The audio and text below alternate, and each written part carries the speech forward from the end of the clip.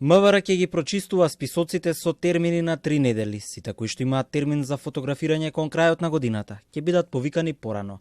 Министерот за внатрешни работи Тошковски во интервју за МИЕ информира дека службите првично направиле пресек од месец мај. Сите кои што добиле термин од мај па се до декември се повикуваат порано за фотографирање. Дополнително Тошковски посочи дека целта на МВР е да се стигне до максимална бројка од 3300 произведени пасоши на ден, почнувајќи од 6 наутро па до 22 часот навечер. Тоа сега го имаме како процес кој што ќе го правиме на 20 дена од прилика, ќе ги прочистуваме списоците. Што значи тоа? Тоа значи дека сите оние луѓе кои што закажале термин и тој термин го имаат претходно, термини беа закажувани во редовна постапка заклучно со средина на декември, ако добро се сеќавам. Сите тие се контактирани од службите и добиваат термин многу порано. И сега, овие 135.000 луѓе, сите ќе бидат презакажани заклучно со крај на април. Во меѓувреме нова пратка со образци се очекува за во јуни. Тогаш ќе пристигнат 300.000 образци за пасоши и со тоа до септември ќе се издадат околу 1.900.000 пасоши, вели вице-премиерот за европски прашања Бојан Маричич. Во вчерашната топ тема на Телма, првиот вице-премиер истакна дека ние никого не сме известиле дека нашите патни исправи не важат. Туку едноставно стапиле на сила роковите од Преспанскиот договор.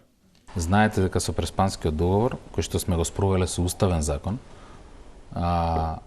има јасни рокови, особено за патните исправи, и знаете дека од првиот ден кога беше ратификуван како компромис за патните исправи, за да не пополнуваме она понижувачко ливче, имаше оној печат. Значи сакам да кажам, не е ова проблемот сега, знаеме што е, до тука сме дојдени со 1.350.000 издадени пасоши. Ако продолжиме со има доволно образци за секојдневно без застој да се печатат и до јуни ќе биде решен 90%, до септември 100%.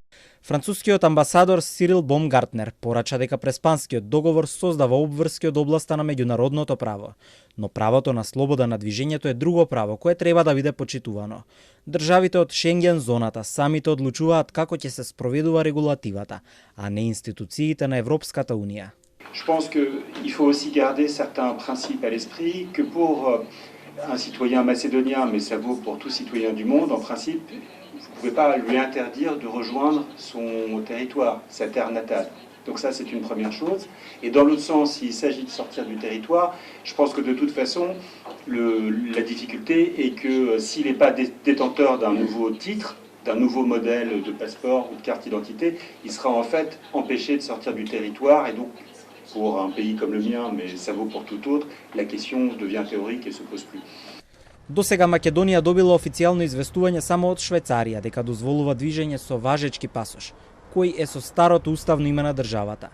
Од Босна и Херцеговина испратиле официјален допис дека не го признаваат пасошот без Северна. Дополнителниот заменик министер за внатрешни работи Бој Мацалиев денес информираше дека остварил разговор со министерот за безбедност на Босна и Херцеговина, Нешич, и договориле македонските граѓани да може да патуваат таму со лична карта, со старото уставно име. Македонски државјани кои патувале во Хрватска велат дека немале никакви проблеми на граница, иако со стари документи.